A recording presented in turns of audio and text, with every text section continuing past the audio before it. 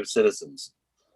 Vision statement. North Wasco is a premier school district. We provide students a rigorous and relevant education with schools performing academically in the top 5% of the nation. Our students are inspired by a talented, innovative, and highly effective staff that values continuous professional growth. Our district graduates citizens who are ethical and motivated to achieve their limitless potential. North Wasco is fully embraced by the community, reflecting its health and well-being. Thank you for that, David. And with that, we'll go into our only agenda item of the day, which is to go over the updated district data. So, Teresa, I'll turn it over to you to lead us through that with your team. All right, thank you, Vice Chair Aparicio. So we have the admin team, specifically Kurt Evans was instrumental in gathering the data that addresses all of the board and district goals. And so I'm going to go ahead and turn it over to Mr. Evans to lead us through that process. And as we go through that, building administrators and then teacher leaders are welcome to chime in and comment as well. And then at the end of every one of the goal sections, we'll have a time for questions from the board as well. Okay. Good evening, everyone.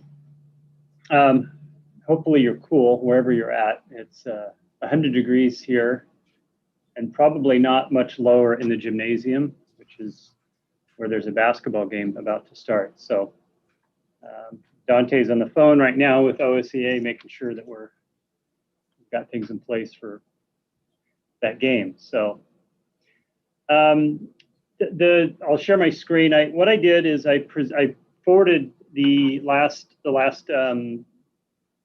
PLT session that we had. I gave that to everybody just for a reference point. Some of the data points have not changed much since the April 19th meeting. But some of it has, and I'll try to explain why the significant change, like right off the bat, you'll see a significant change in our attendance data. And the biggest reason is because school looked very different from trimester 2 to trimester 3. And how we calculated attendance and tracked and counted attendance was very different. And not only that, it was different from school to school. So I'll go ahead and share my screen. This is, you should all have this.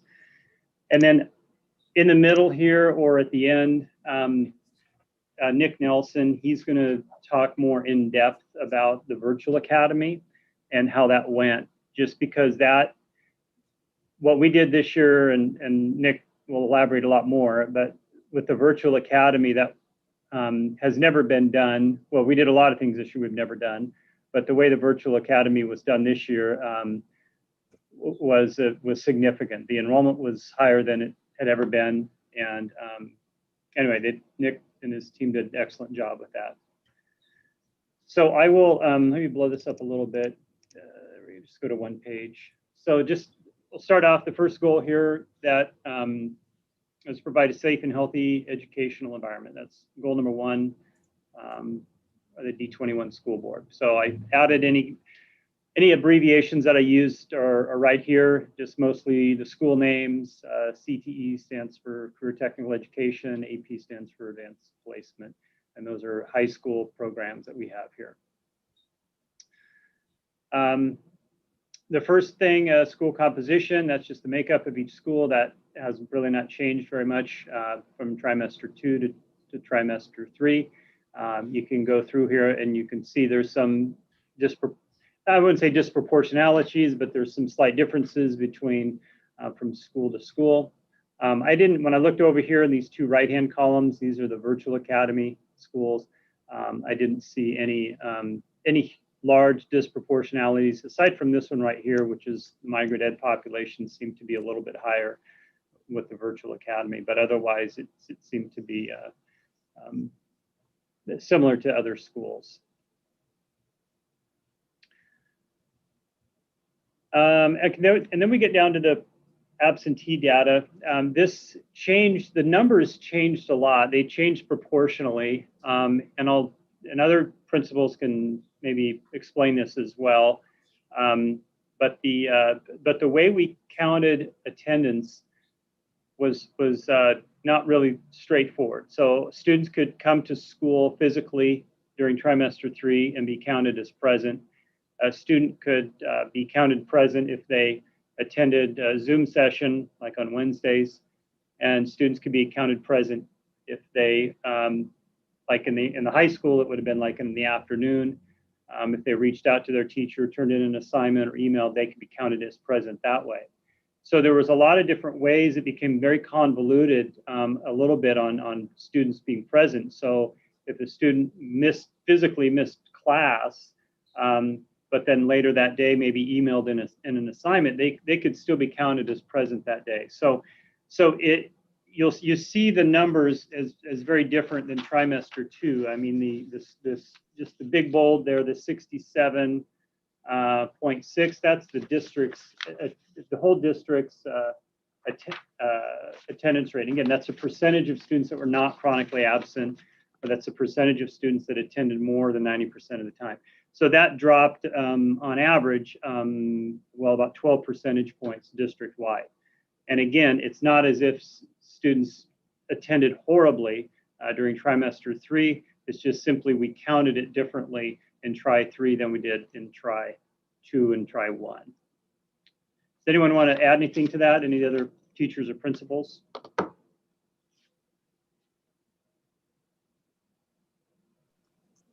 I'll add that this was something that, we were in some instances discouraging families from attending school because of the COVID guidelines.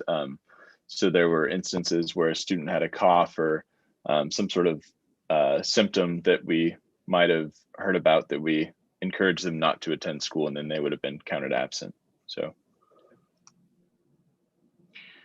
And then, and again, we're looking at this next one, the percentage not chronically absent by subgroup.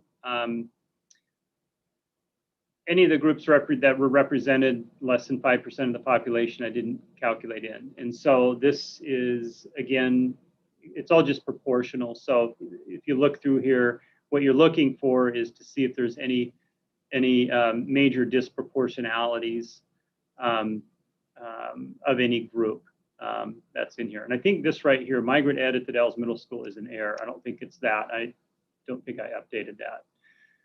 But either way, that's the purpose of this. You get your total, your overall percentage, and then you want to look for anything that's either high or really low. And then Teresa or Dottie, do you say you had information about meals served this year?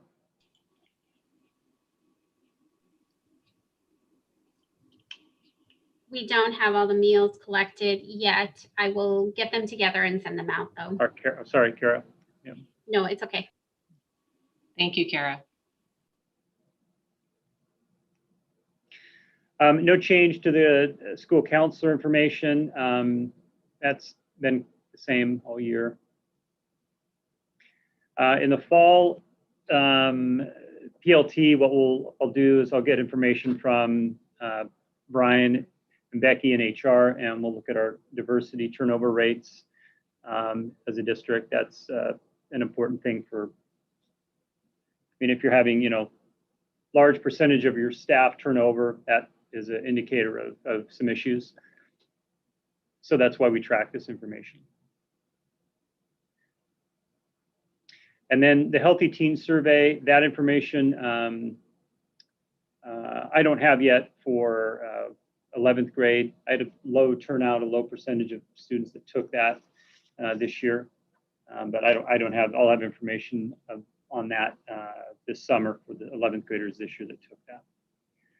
That's usually when that can. And I can't remember when. I think the 8th grade information comes out at the same time. Yes, it does. 8th grade and 11th grade at the same time. And is it usually summer, Sandy, that we get those results? Yes. Okay. So the fall is when we would have that that information. And this is an incredibly comprehensive survey. And so it's something that students opt into to take, but we send letters home, and parents can view the survey. And so some families don't want their students to take it. So it's a pretty comprehensive survey. So it's not just going to be, you know, 1 or 2 bullet points. And this year, we did take it in 6th and 8th grade this year. There was a couple of different ones. They were different surveys, slightly different because of the audience with 6th grade as opposed to 8th grade. But that will give us some great data in order to really help understand where the kids are coming from, and looking at longitudinal data as well as we implement some SEL curriculum. So I'm looking forward to that. Yeah, and that probably is the best part of this survey, is that it's been, as Sandy said, it's longitudinal data. It's been going on for a long time. So we've got a lot of years that we can look back on. And it's kind of a statewide survey. Okay, so those are our data points for goal number 1. Are there any questions or other comments from anyone? I'd like to add a little bit. One thing that continuing on at Dalles Middle School, 3 times this year after each trimester, we had given a student social emotional climate survey. And so a couple of the questions, I provided data that increased from trimester 1 to trimester 2. And the interesting thing is, once we were in person in trimester 3, the data included I like school up to 94.4%, up 27 points from second trimester. So they're really liking being in school, although middle schoolers may not tell you that to your face. But also an increase of 7% that school kids are feeling successful in school once they came in.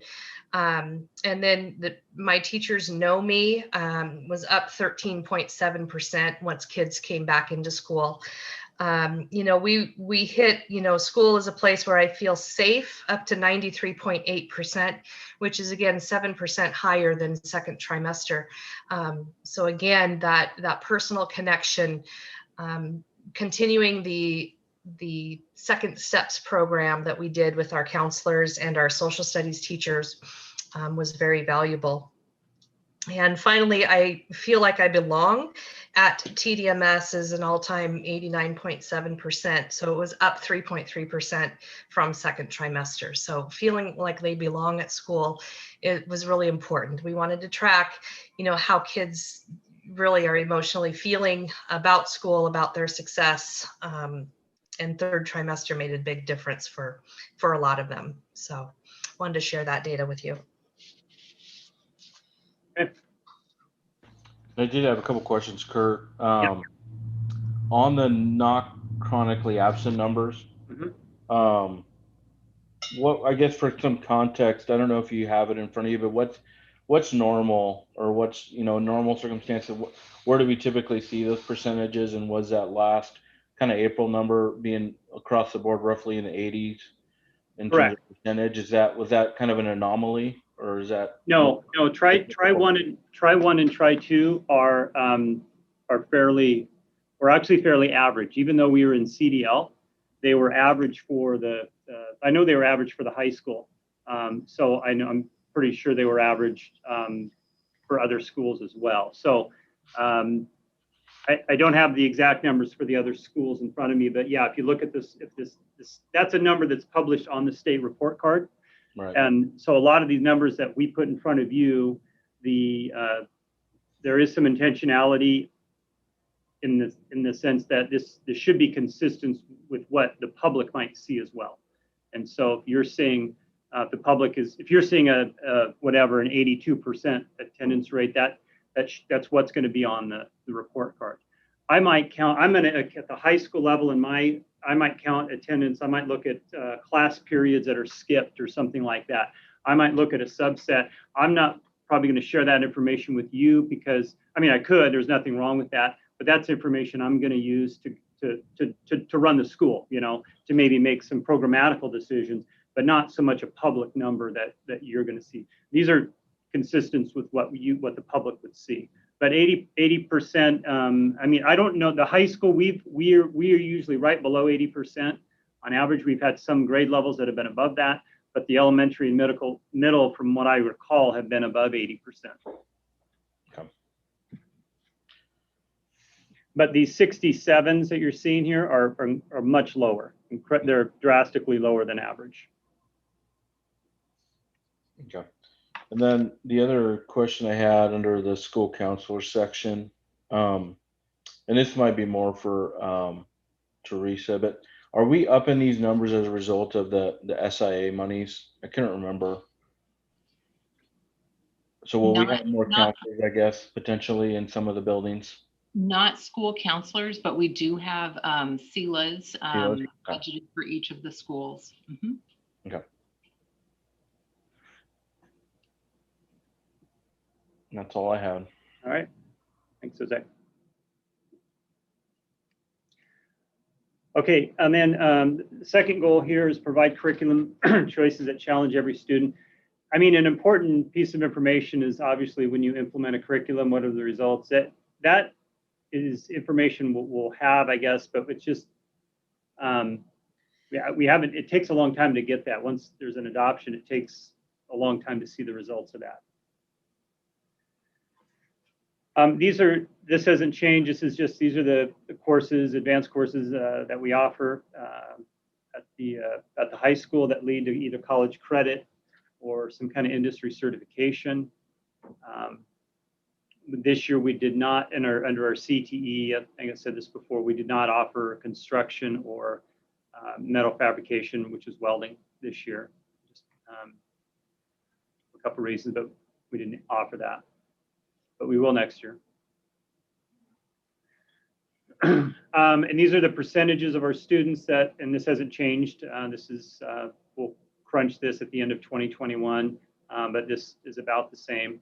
What I'm down here, this next group, this is an important number because what this tells us, and we worked a lot at the high school to try to make sure we were not disproportionate in certain subgroups when it came to students enrolling in advanced courses.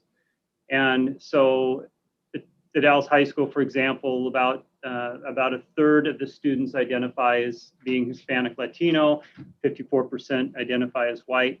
So that's the composition of the whole school. So you want to make sure that when you walk into an advanced course, an AP course, or whatever it is, you're not seeing a high or low number of particular students. And so these are the proportionalities of our advanced courses, 60% white and 35% Hispanic Latino. So that's current numbers for this year. So they're pretty proportionate to the student population.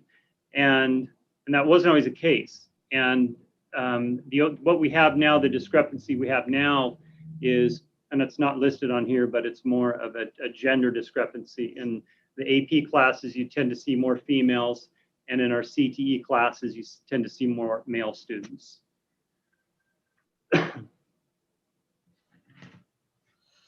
And then middle school advanced courses, I don't believe these have changed much, Sandy. These are your percentages of the students enrolled in these advanced courses. That is correct. Yeah. That is correct. Yeah. I had one number to update the AP exam roster. We had 88 students that took a AP exam in 2021. I know at the last board meeting, you adopted the fees list through the Measure 98 dollars. We have a line item in Measure 98 dollars to offset the AP fees. And so this year we were able to, with some money from the state, we were able to offset that entirely. So the exams were free this year for our AP students. And the full price for each exam is like $95. Okay. And our enrollment in AP is just slightly higher than the state average. Okay. Any questions on, or anything to add for goal number 2 from anyone? Yeah, Dr. Richardson. Kurt, so how do you explain that you have the same number of kids taking AP classes, but they're just not opting in to do the exam? Why is that? So this 2020, you see the growth in the students taking an exam going back to 2015. And then in 2020, That's when the exam happened in the spring during the COVID hit. So I don't recall what the enrollment is in the AP classes, but those taking the exam, a lot of people opted to not take the exam, okay, because of COVID. So this year, yeah, 88. I'm not sure why that number was also 88. And maybe they felt unprepared as well this year. And it's an in-person exam, right? So maybe they weren't. No. Last year was the first year they scrambled and scrambled last year to do, up until last year, correct. Up until last year, it was a paper pencil exam. So 2019 paper pencil. In 2020, they scrambled to do it on the computer. It did not go well. In my own household, it didn't go well. There was a glitch and things did not get submitted correctly. And then in 2021, it was also electronic, but it went smoother in this year in 2021, but it was electronically done.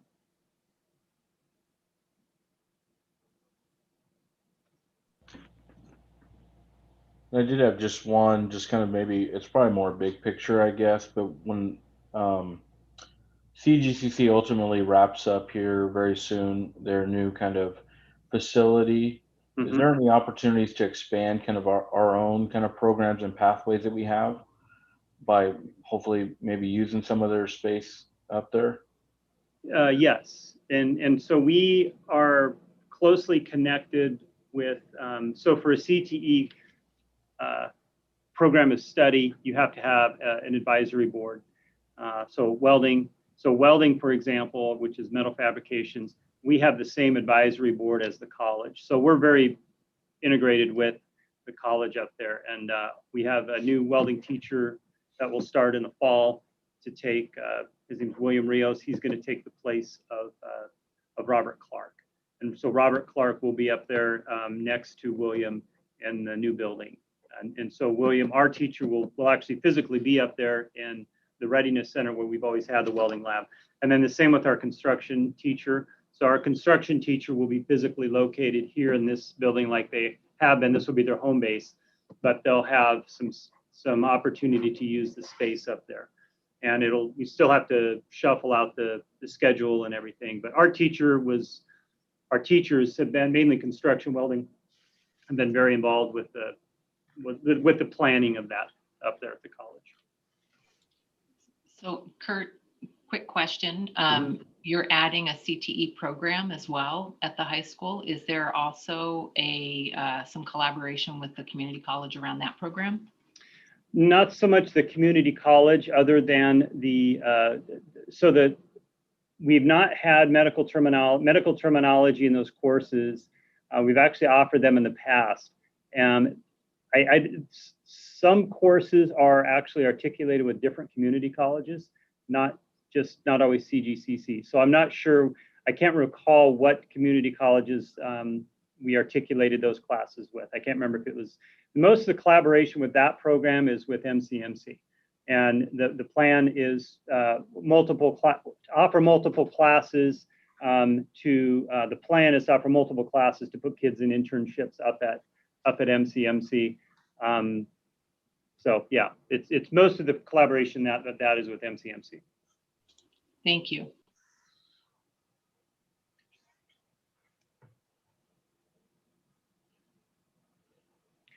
Okay, I'll move on if there's no other questions. So this is goal number 3, increase academic achievement district-wide with special emphasis on reading, writing, mathematics gains for each student. So this, again, this is the STAR Enterprise Assessment. The name of the report that I'm pulling is State Pathway to Proficiency. And again, this number, it might not necessarily be a number that a teacher or a principal uses. I don't do the STAR test at the high school, but I'll maybe let the other elementary principals talk more about it. But this number that you're seeing, this should correlate strongly, again, to what you might see on a report card. But I will say overall, the numbers where we're at are low. And that, for obvious reasons, a lot of students have slipped. So what I added is the spring exam here, and this is so I'll let the elementary principals and teachers chime in if they'd like to, but this is basically, I just added this yellow column for the spring exam. And again, this is basically the percentage of students that would be on pace to earn a 3 or higher on the SBAC, which is the state test. So Phil or AJ or Carol, if you want to chime in, you can on this. Some of the things that happened this year that were a little different in the 3 trimesters is that the 3rd trimester was the first time students took it in person. So this is a computer adaptive test that students take, and there was significantly more control the 3rd trimester. So those are probably the most accurate results, I would say. I think in this building, teachers use it more kind of diagnostically to look at standards that students are meeting, not so much comparing it to the state assessment like Kurt was mentioning, and that they also look to see what the student's grade equivalency is. So that's more or less how it would be used inside the building instead of comparing it to the passing rate on a state assessment.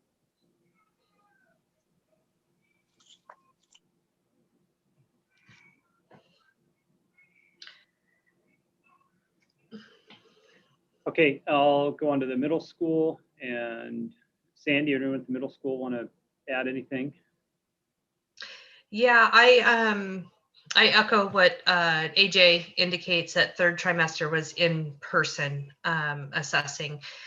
And, you know, the one thing about the STAR assessment is it can break it down by standards. So although this is a starting place for spring, we will also be giving a fall assessment and breaking it down by standards, breaking down by skill levels, so that we can really hone in on some of those interventions, dividing students by skill deficits and skill, you know, the positive things that they know as well, so that we can kind of address that learning loss and address the skills that they need to do that they were unable to attain this year. So STAR data is one of the things that we'll be looking at to address that learning loss, and as well as the skills that they need to know for the future. So. Rebecca had a question. Is it usual to see the 3rd trimester numbers going down like they do on most of the schools? Is it just they're tired of it, tired of school by then? I would say historically, yes. And part of that is because historically they would have also taken the state reading test and the full state reading test and state math test. And so by the time we are done with all of those, and when you're talking like your 5th graders, they have there are 2 sections for the reading, 2 sections for the math state test, and then they also have a science test. All of the kids receive have the universal screener assessment that's given, which is not, that one's not as intensive. But honestly, by the time they get to the end of the year and the end of all of those tests, I think there is some fatigue around testing. Yes. Thank you for asking, Rebecca. I appreciate it. Yes, this typically is given in June. So because we do want to give emphasis to our SBAC state testing that, you know, that is given in the spring. So. And I just have a second question. I know that Chenoweth scores often are a little bit less than the other 2 elementaries, but there's a pretty significant gap on the math scores there. And I was just curious, maybe Phil could answer this, like what kind of math coaching will be happening going into next year. I know some SIA funds were going to be used, I think, for something like that to kind of help teachers improve their skills around math or something. Yeah, so Rebecca, what I'm using for this, the big story that all of this just tells us is that this is just significantly lower than the normal, and so this, I mean, for me, for example, that to answer that question specifically, I'm looking at, what's coming in for 8th grade math, okay, and it's the same probably, it's the same measurements here at the high school, but what we're doing is taking Algebra 1, which is normally a 2-term or 2-trimester course, and spreading it out over 3 trimesters, and that's even in normal times it's done at some schools, but slowing it down, giving the students just more time to, ultimately it ends up being, 180 hours of 190 hours of instruction in that particular class as opposed to 130. So just that's one thing. That's how I'm using this information to inform, decisions that I'm making at the high school. So I would also add to that we do have work as a district to do around curriculum alignment with math, and we did start that a year and a half ago, 2 years ago, and then got sidetracked by COVID. So that's something that we need to continue with.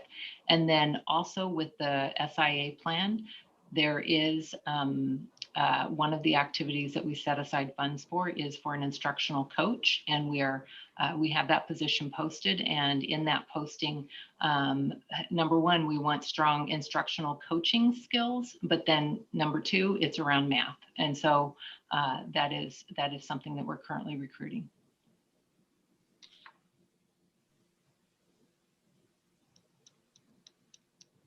And then Dawn has her hand up, I think. Yeah, thank you. I didn't know if I should just pipe in here or not. Thank you for Superintendent Peters about addressing that, because I was going to ask if we are continuing to struggle with our numbers in math, then perhaps it's a curriculum alignment issue. And so I know we got sidetracked, but obviously Dr. Bernal's listening in here, but do we have kind of an idea, just so, we have another school year starting in just a few months. So do we have an idea of when that process might be completed? I'm assuming after the transition and whatnot. So I'm just curious about that. Thank you. Yeah, thank you. Thank you, Dawn. It's a process, and so it's not something that's going to be completed before school starts, because we need to definitely engage our teachers across the district K-12. And I know that Scott Whitbeck, our school improvement director, that's already on his radar as well. Next year, we have the curriculum adoption for English language arts for that materials adoption process that will be actively engaged in throughout the year. But another thing that we definitely need to work on is that K-12 math alignment. Scott, did you have anything to add to that? Yes, thank you. Just a couple quick things is, since we, as Superintendent Peters mentioned, we have our two major areas of curriculum instruction content coming together next year, which is quite a load, and we're thinking about the load on teachers and principals and support staff.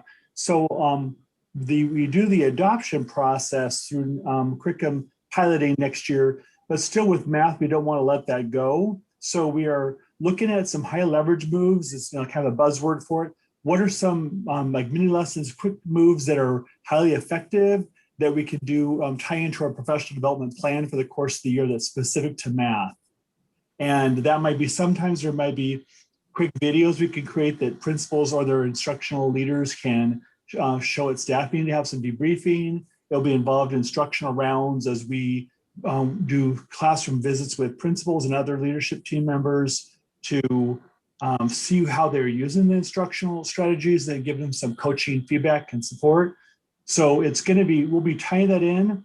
And then by spring is when we're going to get more geared up for the following year, which will be a math adoption. So we have both years, they'll be like, here's ELA and then math kind of coming in under it. And then at the end of the year, implementation of ELA and a piloting of math. Yeah, and it has been for a long time. Our at the high school level, it's our highest failed course at the high school level.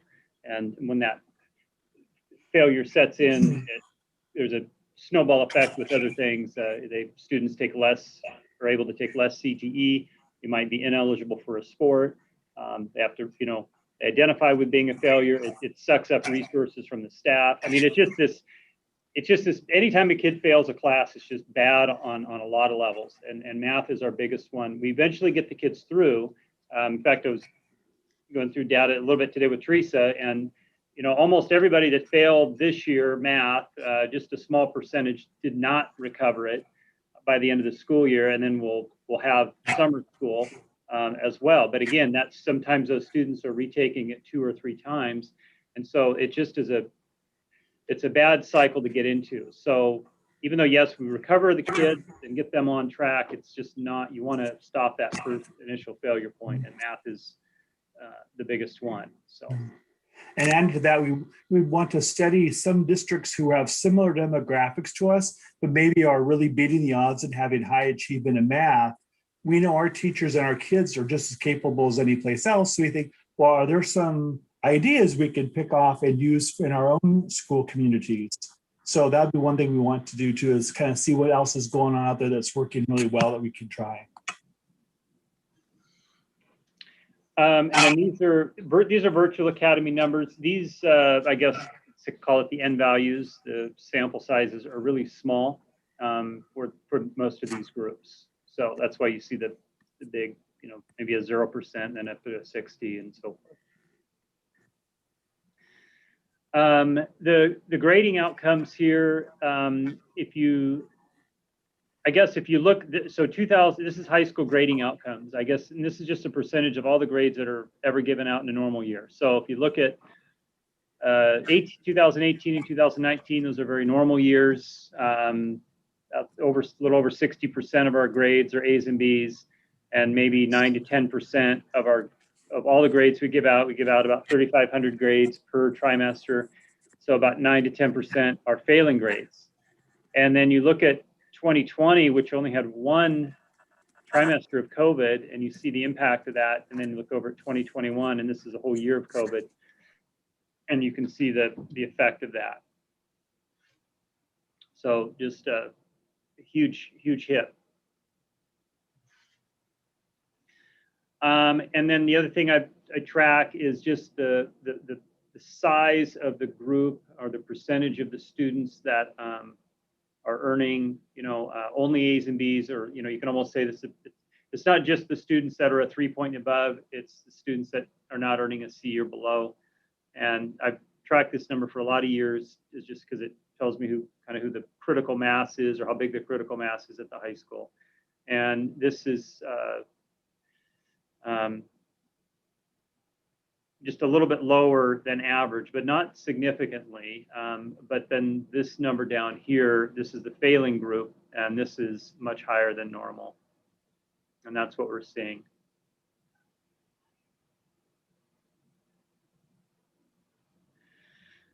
Okay, and then I'll go to, I shared this last time. These are our graduation rates here at the Dallas High School for the last, it goes back a lot longer than 2017, but that's what fit on the page, so I just put that there. So I shared that last year our rate was 92.89, so that's very good.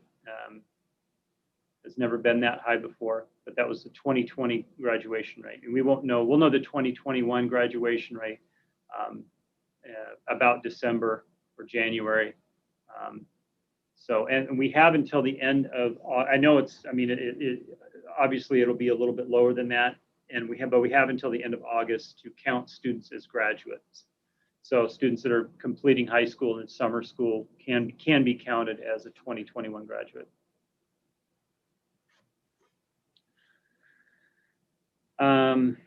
And then this, again, this is something else that you'll see: graduation rates on a report card. You'll also see 9th grade on track. You'll see that on a state report card. And so our measurement of on track is the percentage of students that earn, it takes 24 credits to graduate, so that's 6 credits a year, or 2 credits per trimester. So I added so this is a finalized number here for 2021. And so this is a percentage of each grade level that is on track at the end of this year. So these are current numbers. So 57% of our ninth graders, I apologize, these are in decimal, not percentage, but 57% of our ninth graders are on track to graduate, and then 64.5% of our 10th grade class, and 70.8 of our 11th grade class is on track for next year's seniors. And you can see what's interesting, you can just see that each class is proportionally impacted by COVID. So ninth grade, their entire existence has been COVID. And so you can see that impact. And then this one, I added this bit of information here this time, just the percentage of students that earn 2 credits each trimester, just so you can kind of see what that looked like. And that did come up a little bit during trimester 3 when we were in person. So I just put that there. So that's goal number 3 for this. Any questions on that, on anything I covered? Or anything to add from anybody else, administrators or teachers?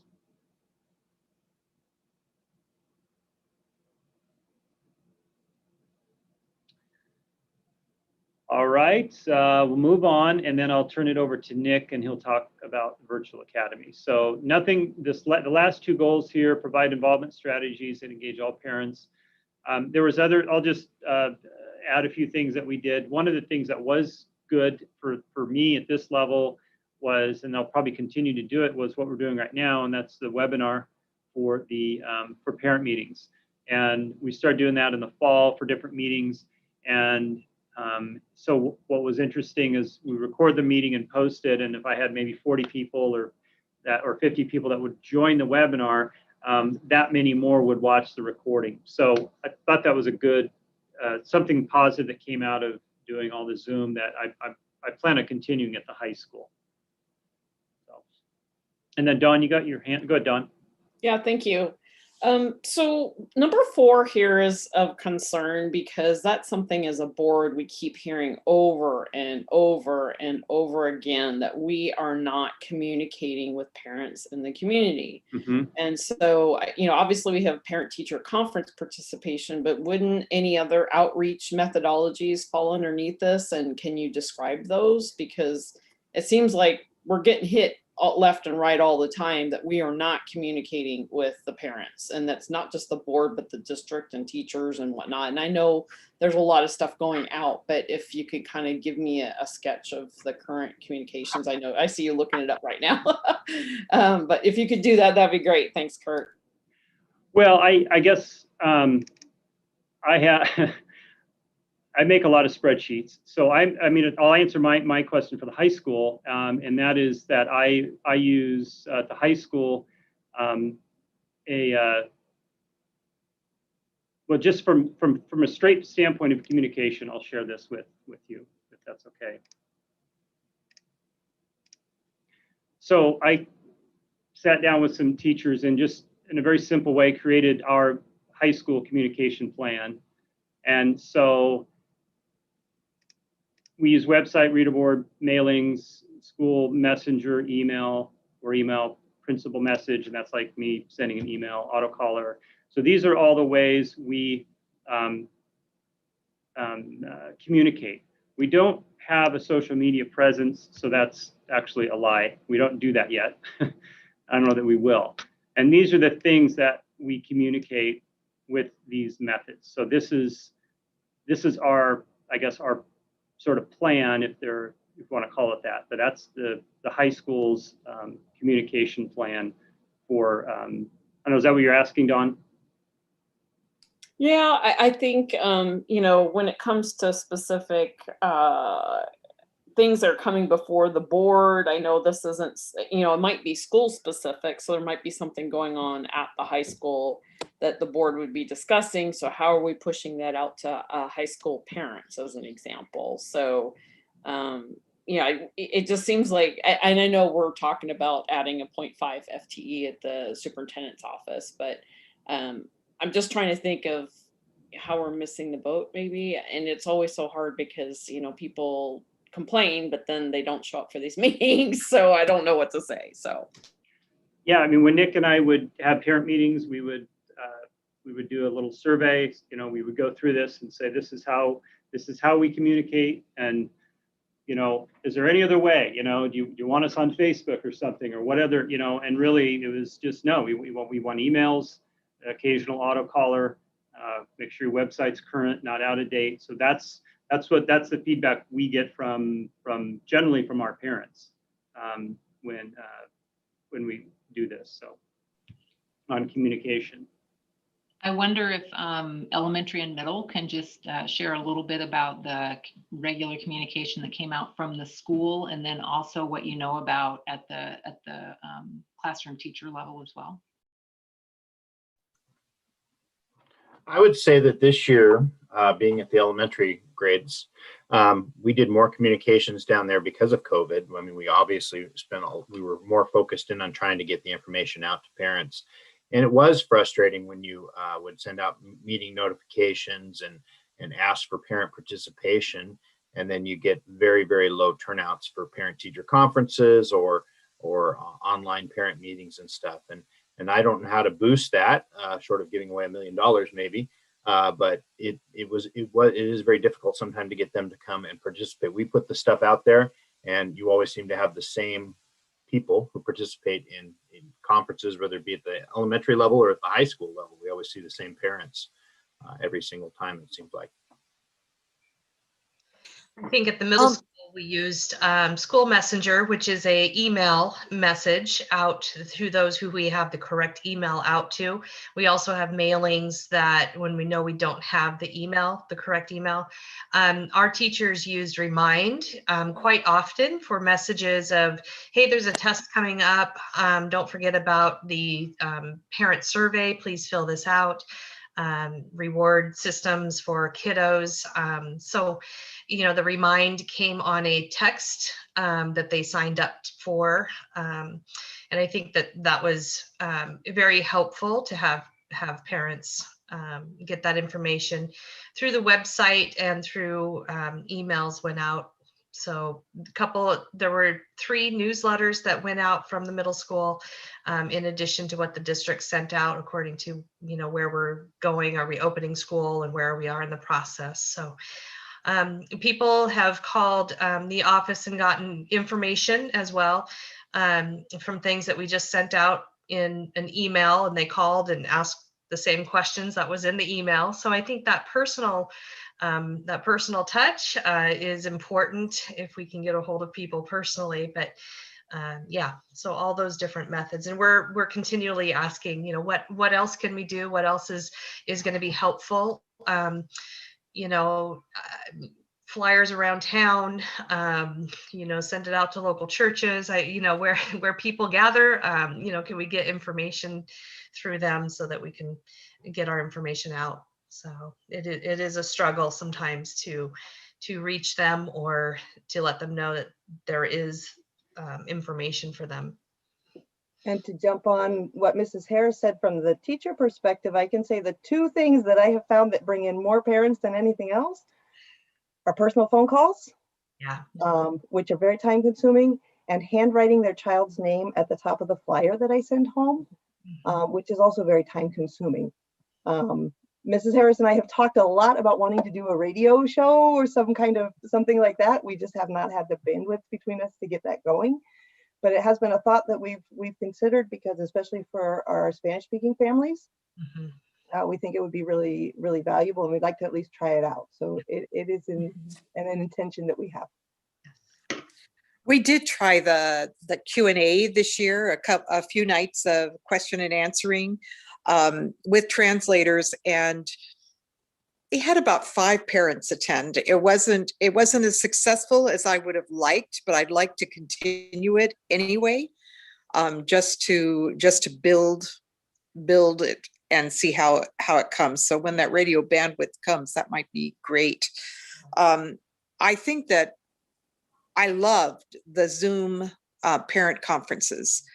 We had more parents attend in that format than coming to the school in person. And if they forgot, you called them and you had the meeting, so that seemed to work out really, really well. Other than that, the Remind and the Messenger, teachers did a lot of phone calling. Our counselor did a lot of home visits.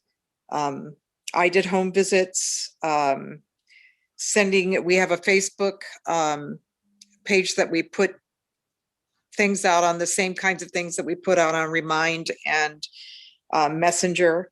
Our family nights have been wonderful, even via Zoom. They've been just fun. And those have been good. So those are the kinds of things, but I think it's that personal touch that you were talking about that works the best. As we have seen with the kids coming back to school, it's that look you in the eye, know your name, and ask how you're doing. And that gets kids in school, and that gets parents as well. I would say too, this year from the district office, there were at least 17 parent updates that were sent out. I may be missing one, but 17 parent updates that went out, as well as notifications when there were positive cases associated with schools. And so we had those that went out, and that's, I would have to say this year, the amount of communication from the district office was greater than any other year that I've been in. And this is my, 30-something year. It was a lot from the district office. I would also say the surveys that we did this year, gathering input from parents as we were preparing to open and come back on having kids on site, and then also gathering input around next year as far as the virtual academy. We also sent out surveys to parents with that. And I would say, with varying amounts of participation. But that being said, a lot of communication going out in a number of different forms. So. Thank you. Yeah, and I guess if it's a request from board members, if there's something that is said to you that they didn't receive something from me. I mean, my communication plan is not accidental. It's developed because of feedback we've gotten from families over the years. And so I want to hear what's not being communicated well and how to do it. And we missed the mark. Our system works, but it fails when somebody doesn't follow the system usually. I mean, if the website generally works good, but if we don't have it updated, or as just an example, it's usually updated because Phil does it. But it's just a system that it's the people that somebody trips up, then that's when it fails. So, Jose, your hands up. Yeah, and I was just gonna more comment. I think this is an awesome discussion, and I think the big takeaway from me as a board member is probably the biggest thing that we can do to help is as we do get engagement from community members is to really ask the question is like, well, what is your preferred method of communication, and really kind of deliver that back to each of you guys at the different buildings, because if we take probably 10 random people, we're going to potentially get almost 10 different answers, right? And it's finding, where is that critical mass of preference for communication mode and style. And I think that, this last year, we obviously tried many different things or new things, I should say, that we maybe had not done previously. And my assumption is that we would kind of add that to our tool chest in terms of, methods of communication that we now have kind of at our disposal to get information out or just get, things in parents or students' hands. So to me, I guess at the pace at which communication is evolving and continues to evolve, this probably needs to be an ongoing discussion just at our district level to, understand, what are those changes and how do we adapt and figure out to be in those spaces that the majority of our community members are communicating within. I would also say that today, as an example, we had the first day of high school, summer school, and we had about 23 kids who didn't show up for the first day. And so we called them and we reached out to them to see what would happen. And so almost all the calls, I would say probably 90% of the calls, we didn't go to hold of a person. We got a recording, and many times that recording said the voicemail box has not been set up or is full, or we got the ability to leave a voicemail, but that was it. It's parents, many times when they come in to register in our schools, they'll give us an email address, or they'll give us, I had a parent earlier this year was complaining she wasn't getting any emails from the school, and the email address that she wrote down on her registration form was incorrect. So, I mean, there's just so many things like that when we're registering the kids, we've got to just double check and triple check to try to get those and keep them updated, because parents forget. They get busy, they forget what's going on, and then they don't understand why they're not getting any communication. And many times with all the absences and stuff that I work with the high school and that, we're always trying to get a hold of parents, and we get a lot of that. We get a lot of bad data that for one reason or another is in the system, and it's really hard to contact people when the system is broken in that respect. Phil's actually talking about me because I typed in my own email wrong and wasn't getting communications from myself. So when I registered my kids, these darn parents. Director Jones, did you have a question? Yeah, I want to just make a comment. Like Jose said, I think this is something that we need to keep talking about between everybody, and keep in mind that I think the biggest issue is everybody's in a mindset of the past. Even though we're putting more out, they're looking at how things were in the past, and they're not looking at what it is now. And it's the same ones over and over again. So we just have to keep pushing and pushing and pushing and reaching out to them. Because I know I've gotten a lot more, and my kid's not even in the school. And so I think everyone's doing a great job. I think we just have to bite our lips and be persistent, and like Jose said, ask people what they prefer, and then keep the conversation going between staff and everyone else. Yeah, and there's some training. There's a little bit of there's an obligation of the school too to train the parents a little bit. I mean, like this year during COVID, we had to train the students to check their student emails, and that really hadn't happened that much. And so that's one thing that shifted this spring, you know, and we had to, everything went through student email. So you just have to also work with a system that works well for the school, and train people to do that. If you're going to do email, then, I mean, we did a communication survey a few years ago from the district, and so we got some. I don't remember how many people were sampled, but we got results back. So then I think Dawn's hands up. Yeah, thank you. Sorry about that again. Well, I was just going to say that between what everybody reported on, I don't think we're suffering from a lack of communication by any means. So I think, you know, there are certain people that have been the squeaky wheel and complain, yet I think that the coverage between the district level and then the school level and then the teacher level is pretty comprehensive. So I'm a little bit of a loss of what we're not doing apparently, but you know, as Jose and David both said, you know, this is going to require constant conversation and just making sure we're doing the most we can, and hopefully with an additional headcount that will help us on communications as well. So, but I just want to say thank you to everybody. It's very clear that there's been a lot of communication going out. So I appreciate that. Thank you. And I think, can I add, I think that when you are engaging those community members, if you encourage them to visit the websites of each school site, I think lots of that information, the individuals that do maintain those websites spend significant effort keeping them up to date. And usually that information is there, but I don't know how often the websites are accessed.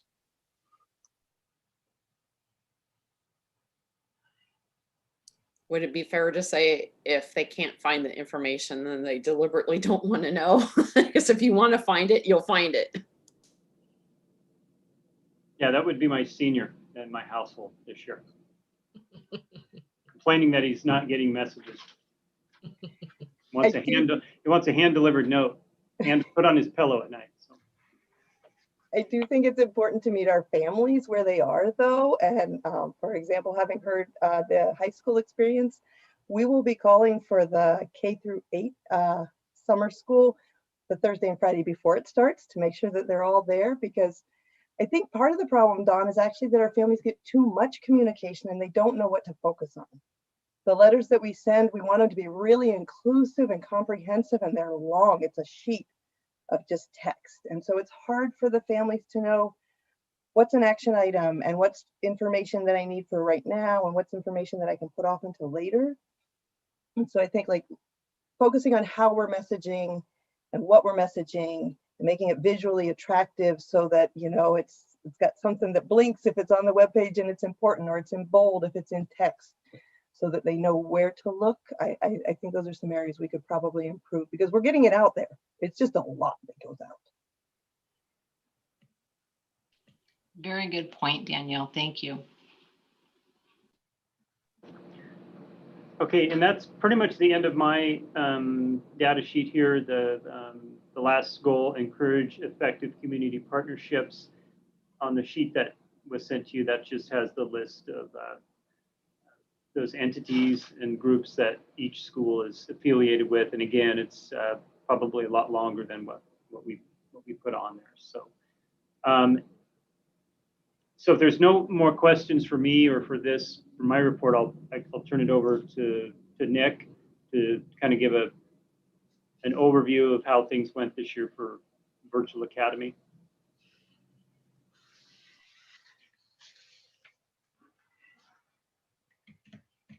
And you got to unmute Nick. Sorry, did you give me screen sharing?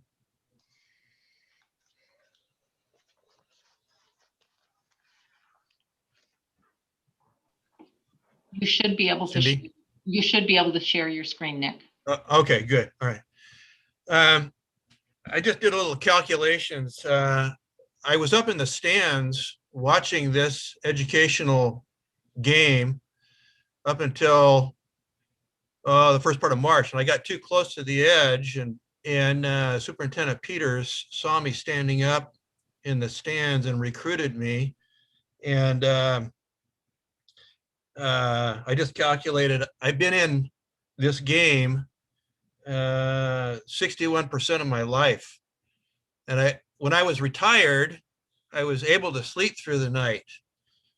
But, you know, when March rolled around and I got recruited, and it started going back to the weight and the pressures that are associated with being an administrator. But I really enjoyed working with the students that we had, and it was a steep learning curve for myself and the teachers and the students as well. So what I wanted to do tonight is just give an overview of Acellus, which is the online program or academy that we used. And then I'll go into some context for North Wasco Virtual Academy, the highlights. I'll go into data review. We'll talk about general grade data and attendance and high school credits. And then I'll close off with some summation statements from my perspective. And again, at any time, if anyone wants to ask a question, don't hesitate. I may not see a hand raised, so maybe if somebody can help me out with that one, I'd appreciate it.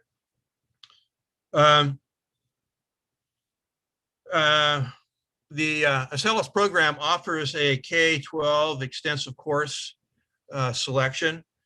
K-12, including AP classes at the high end, CTE in 4 languages, and a very prolific offering of relevant courses for kids. And some of the kids that we worked with, when they saw what was available, they were chomping at the bit to try to get into that one of those classes that was of high interest to them.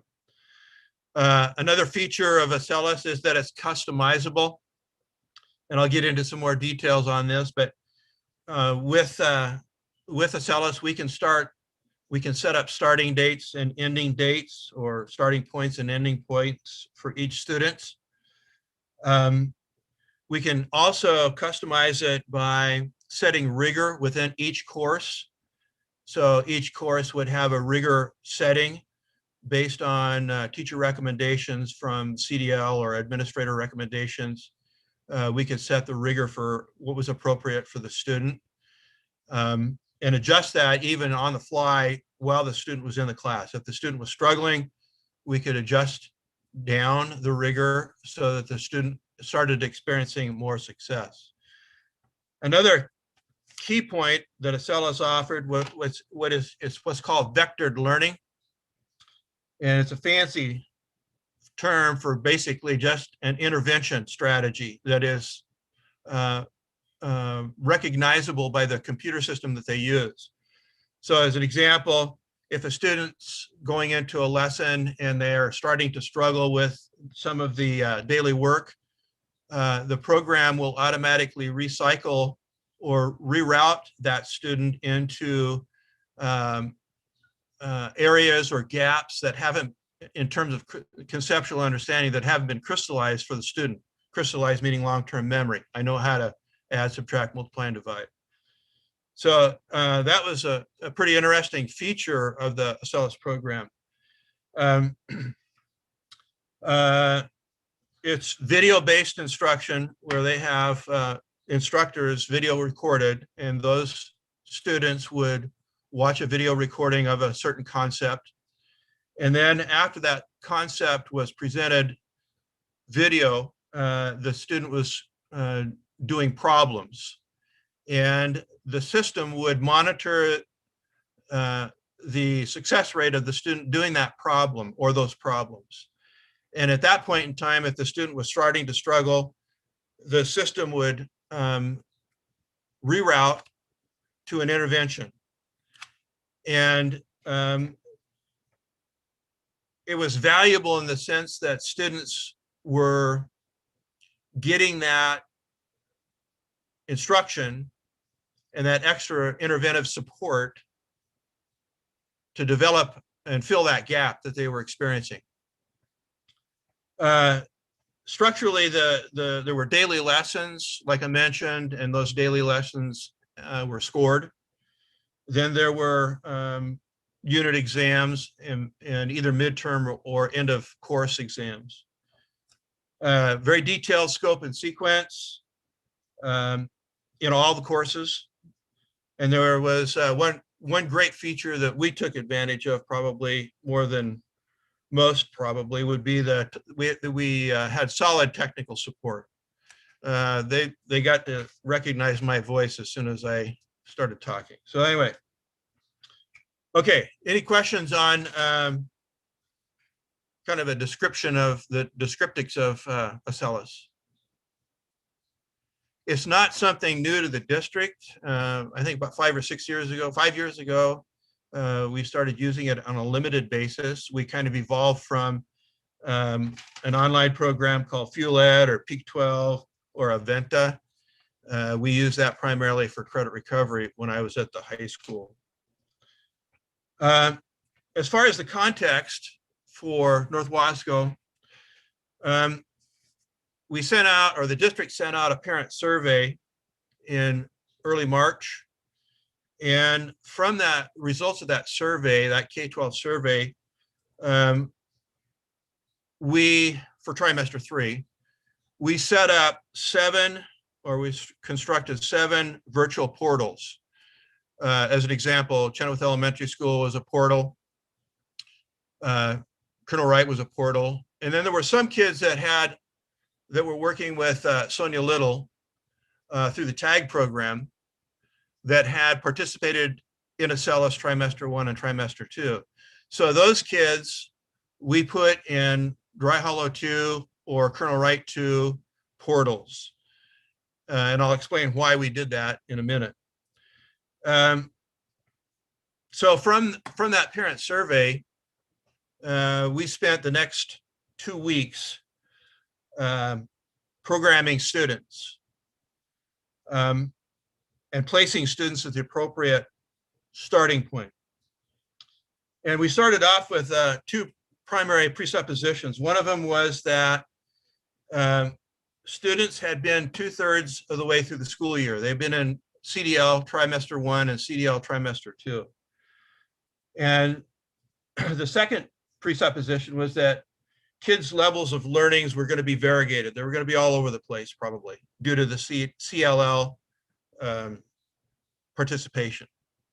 So those were two foundational presuppositions that we used to kind of provide a backbone or structure for our progress. Acellus offers year-long courses or semester-long courses. So year-long course is 36 weeks, semester course is 18 weeks. So, and our district is on a trimester basis of 12 weeks. So what we did at the K-8 level is that we set all the students at those levels after the midterm. And that would be essentially giving them an opportunity with Acellus to have about 6 weeks of review so that they wouldn't work into a subject area or a course area that would be brand new. So they were walking into it with about 6 weeks of experience. Does that make sense what I'm trying to say? Okay, so what the students were doing is basically 18 weeks and 12 weeks. 18 weeks worth of coursework in 12 weeks, semester versus trimester. So at Chenoweth Elementary School, we had one teacher with 65 students, and that was a full-time teacher. At Colonel Wright and Dry Hollow, we combined those two based on the surveys. We had one teacher servicing the students at Colonel Wright and Dry Hollow. There were 62 students. At Colonel Wright 2 and Dry Hollow 2, we had 4 teachers. And the reason why we had 4 teachers was that we had 2 teachers that were job sharing, and they were only available for up to 2 hours potentially a day. And then the other teacher was same situation. Plus we had more kids in Dry Hollow 2 and Colonel Wright 2. At the Dalles Middle School, we had 2 teachers, and they split their time in a linear fashion. So one teacher took the first part of the trimester and another teacher took the second part of the trimester, but they did work together in collaboration. At the high school, we had one teacher and myself, and we had one ESP assistant who handled primarily daily communications.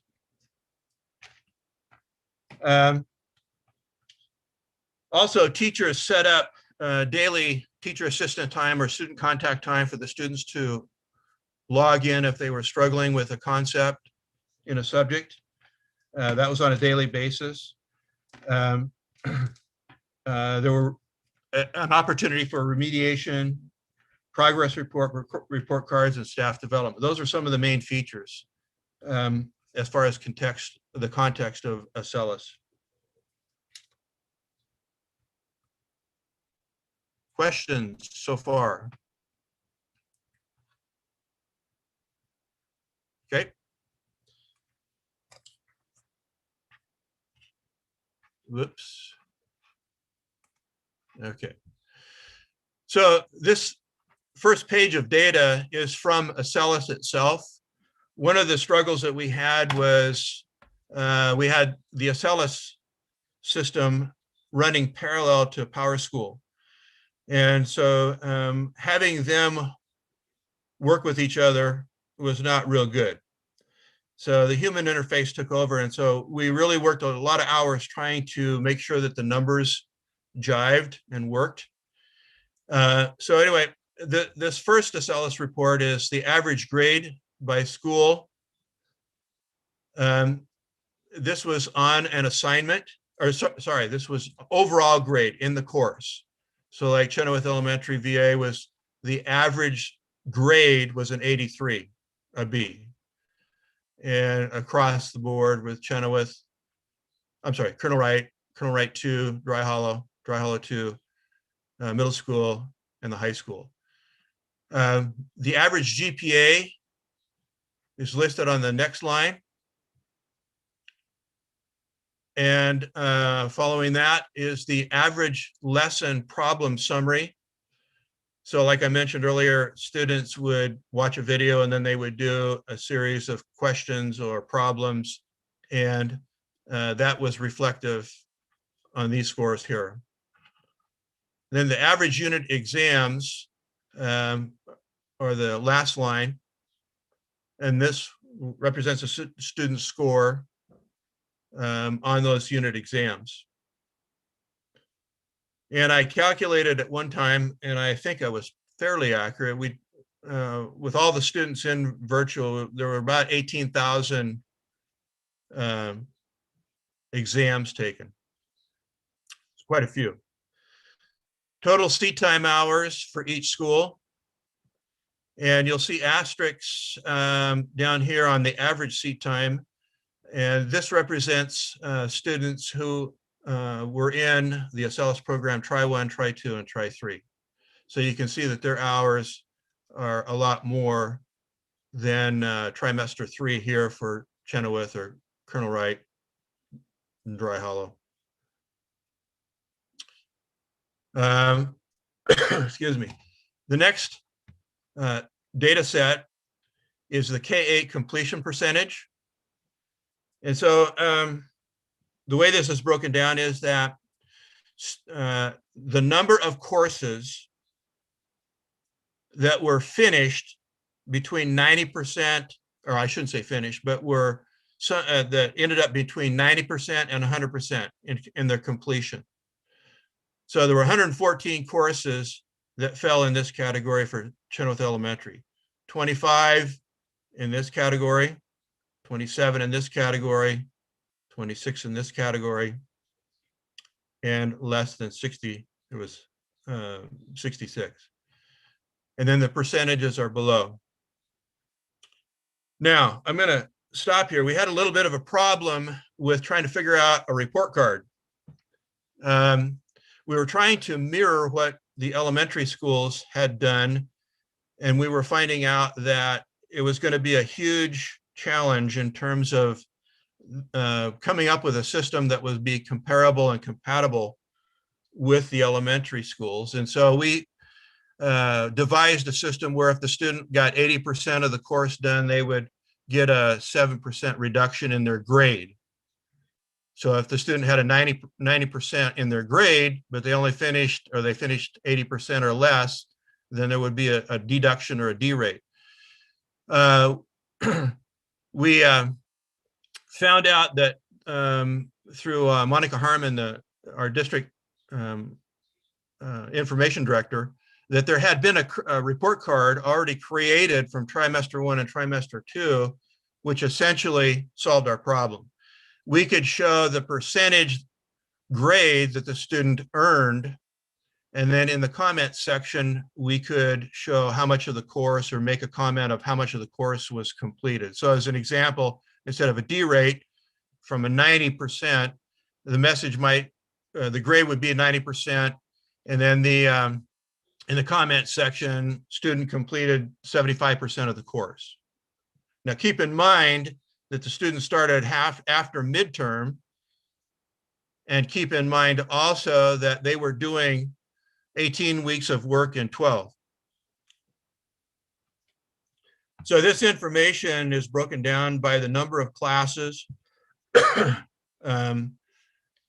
completion rate between 90 and 100 and so forth, all the way down.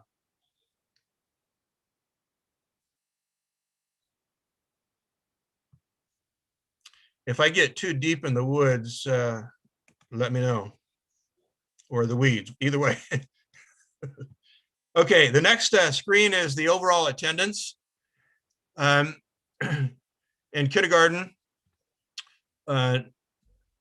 oops, let me get all the way to the top here. This is Chenoweth Elementary, and you guys, all of the board has this information, so I'll just go over the first set here with Chenoweth Elementary. Percent absent, percent present, and then those that were not chronically absent was as a count. And this is Power School information here. So not chronically absent was 61.5%. So that calculation was 8 divided by 13. And then grade 1, 12 students, 16% absent rate, 83% present rate, not chronically absent, 41.7. And that's the way this rolled out all the way down. Grade 2, grade 3, grade 4, grade 5, and then an overall percentage for the school, not chronically absent.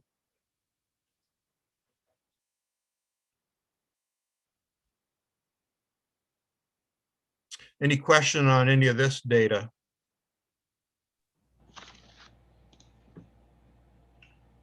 Just, I guess more clarifying, attendance for the virtual, did that follow the same kind of attendance that we followed for when we were in CDL?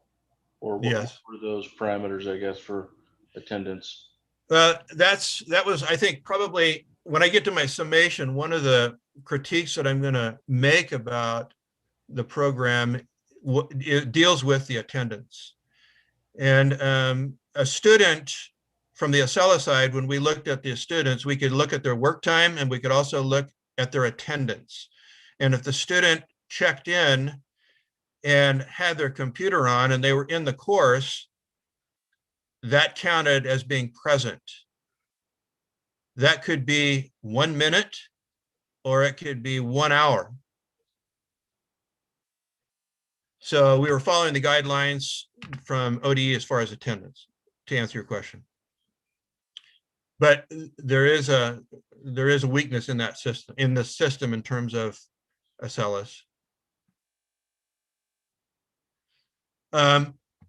Excuse me.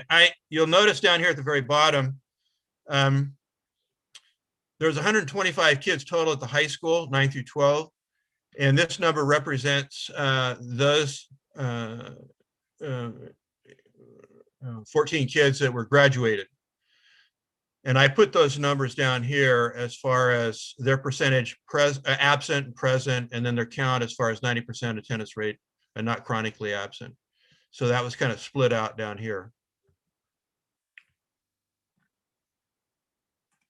General overview. These were the number of letter grades by grade level. And this number on the side represents the number of kids that were in the class. I don't think that's on your report, but these were the number of kids at Chenoweth, or I'm sorry, yeah, Chenoweth at kindergarten, there were 13 kids. Grade 1 with 12, and so forth, all the way down. The number of A's given, the number of B's given, C's, D's, and then no grades. No grades meaning that the student did not participate at all in the course. And it flows down, Chenoweth, Colonel Wright, Dry Hollow. Now these numbers are from Power School. And so these are combined with Colonel Wright regular and Colonel Wright 2, and Dry Hollow regular and Dry Hollow 2. Those two portals were combined. Middle school, we had 108 kids. And this is how the breakdown occurred at the middle school with the number of A's given, B's, and so forth. High school, you'll notice that there are no F's, but there are I's. And the reason for this is that our Acelas licensing goes through June 30. And so what we have done is allowed our students 9 through 12 to have their access open to June 30 to try to complete more coursework. The reason being is that, number one, it's a wise use of money. And number two, it will, if we get more kids across the start or the finish line with completion of credit, completion of courses, it's going to put less stress on the high school next year for classroom size and for better utilization of teaching resources. So these kids right now are represented over, let's see, down in here. And they are working, they have the option of working through June 30. And as an example, grade 9, 34 kids, 12 finished up on June 11. 22 did not. 3 did not participate at all. They just did not show. So out of this total group of 34, we've got 19 kids that potentially have a shot at completing more coursework. And the same thing for grade 10, 18 kids, grade 11, 21, and grade 12, 7. Hey, Nick, Rebecca has her hand up. Okay, thank you. Oh, I'm just curious with the number of incompletes and no grades, will these children have to, apart from summer school, will they just be kept back for a year, or what happens there? At the high school level? Well, especially the elementary level, like some of those kids maybe didn't participate at all. And so will they complete the same grade again next year? Just be held No, back? they won't have to be held or retained. So how will they be caught up by the new teacher if they didn't do anything this year? Well, that's a challenge.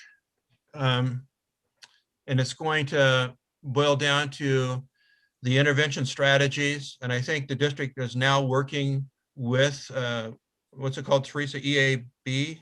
EAB on strategies to address recover lost learning, basically. And so there are research-based strategies. So we're working around that.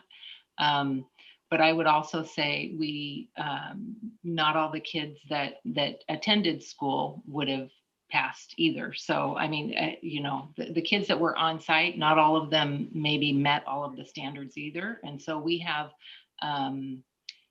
to address and meet kids where they're at when they walk through the door. And honestly, that's the case every year. But this year, this next school year, it's going to be even more important to assess where the kids are, see where their strengths are, but then also fill in those skills that they're deficit in. And so we're working around the best ways to address that. I mean, what if they literally didn't do anything this year? They still get to advance to the next grade? Yes. It was, well, with the state of Oregon, they gave pretty clear guidelines around being cautious around holding kids back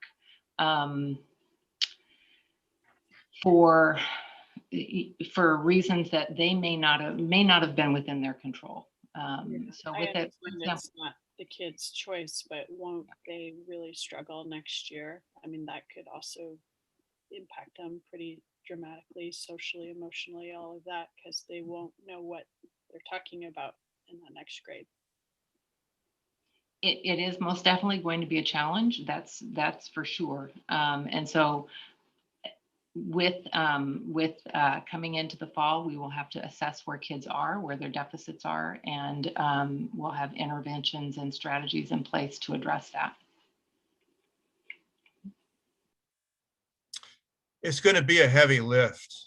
I'm going to speak a little bit to that in my summation or closing, but you're right. It's going to be a challenge. Any questions with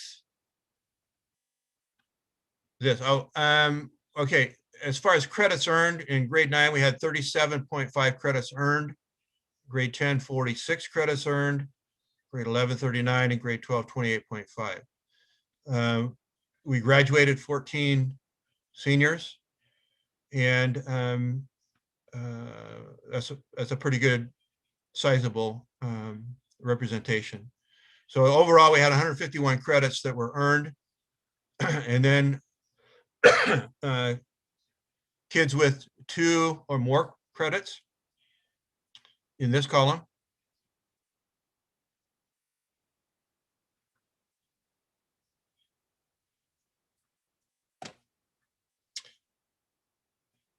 Okay, if there are no questions, I'm going to stop sharing my screen and close out.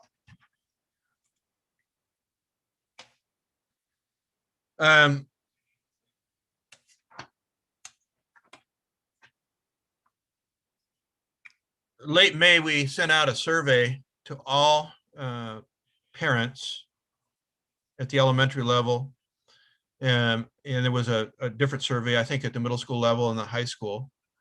The survey was, for next year, will you, if offered, would you select a SELIS? Or would you prefer going in person? And unfortunately, the response that we got kind of ties in, maybe people are just through with the school year, but we only got 43 respondents. But pretty much overwhelming, they want to be back in person. And I think building upon that desire may lead into some solutions for how to get parents more involved with school. I remember going through all sorts of gyrations when Kurt and I were running the high school. We would try to put conferences the same night as we had a real popular basketball game, so we could, and we also offered a chili feed. And we had also arena scheduling or arena conferences in the gymnasium. And one time I think we brought in food carts. And whatever we did, and when I was VP at the high school, we would do parent meetings every Monday night, each week, each month. And we would get maybe 5 or 6 parents, and that was it. So it is a symptom of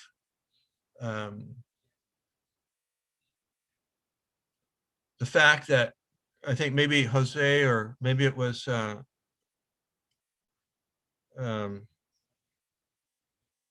Dave, was talking about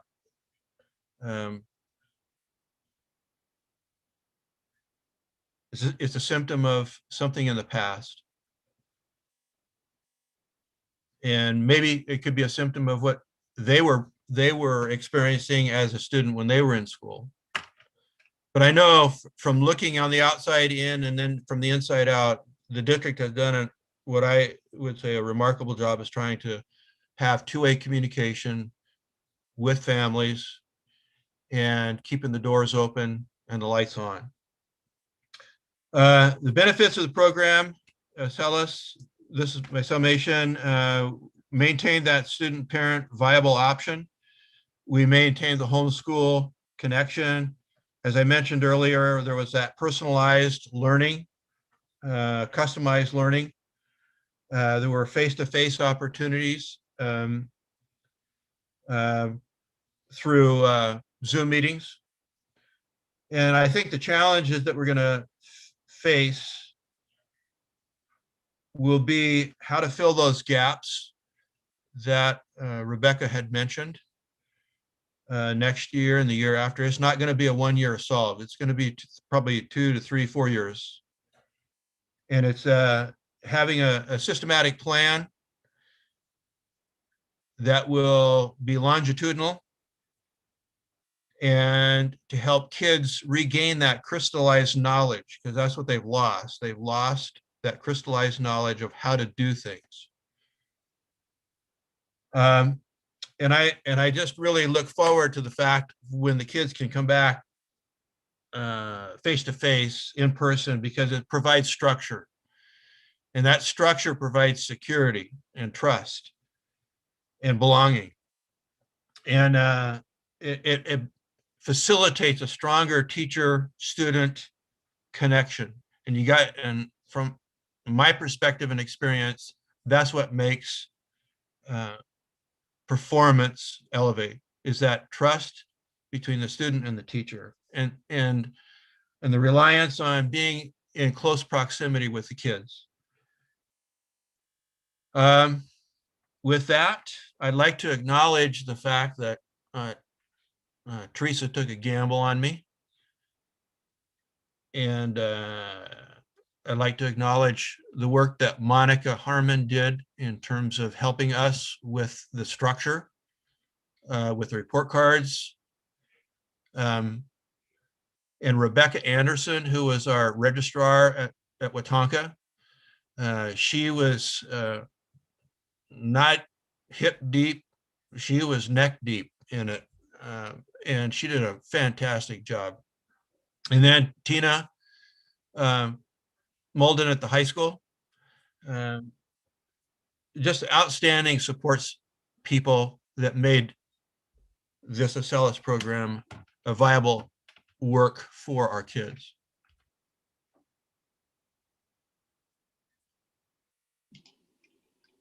All right, thank you, Nick. Does anyone have any other questions for Nick? I didn't quite hear, maybe I'm not paying very good attention. When you said you did the survey at the end of how many would want to continue, is that enough to justify continuous restrictions for the CDL style? The fact that it didn't get kids the learning that they needed in all cases. So I don't know how much that would change Acellus, but what are our predictions for the future here? I apologize, I didn't hear the connection if it was directed, a question if it was directed to me. Oh, I just wondered what we're doing going forward with Acellus and how we're going to modify it to meet the new ODE requirements. So that's yet to be determined. We're waiting to see what all the Department of Ed has as far as expectations around virtual academies. I know that they're raising the bar as far as the amount of teacher interaction and instruction time is. The last I heard, they were wanting it to be at 50%, and that is much higher than what it has been ever before. So there's that.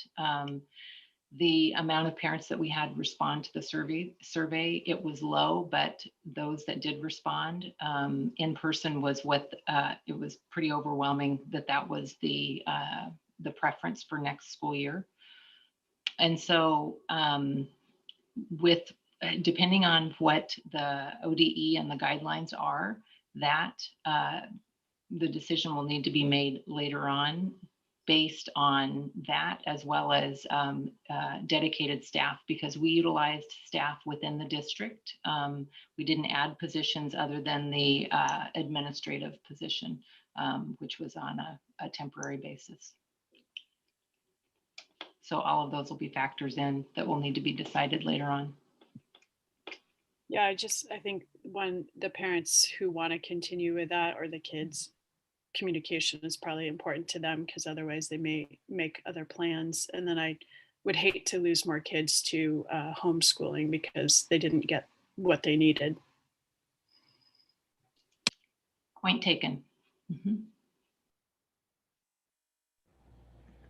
My last comment deals with poverty. A lot of our kids are in poverty. Poverty is a constant problem. They suffer from uneven health care, income discrepancies, unemployment, hunger issues, although the district has done an outstanding job as far as providing meals. Safe place, for most, a lot of kids, safe place is at school. And I think a continuation of the lack of basic necessities. So poverty is the enemy that we're always probably going to have to face. And I think one of the challenges will be how to mitigate the influence and the effect of poverty on our kids.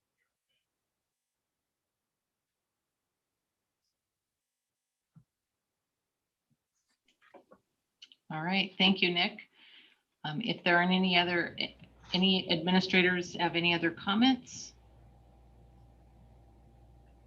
Any other questions? Okay, I'll turn it back over to you, Vice Chair Aparicio. All right, thank you, Superintendent Peters, and just a big thanks to Mr. Evans and all the other administrators. I know putting this together is a labor of love, and a lot goes into it just to be able to have this meeting. So thank you for kind of getting all the data together so we can go. I think what's clear in my mind is that we know that we've got a heavy lift coming up next year and in the years to come.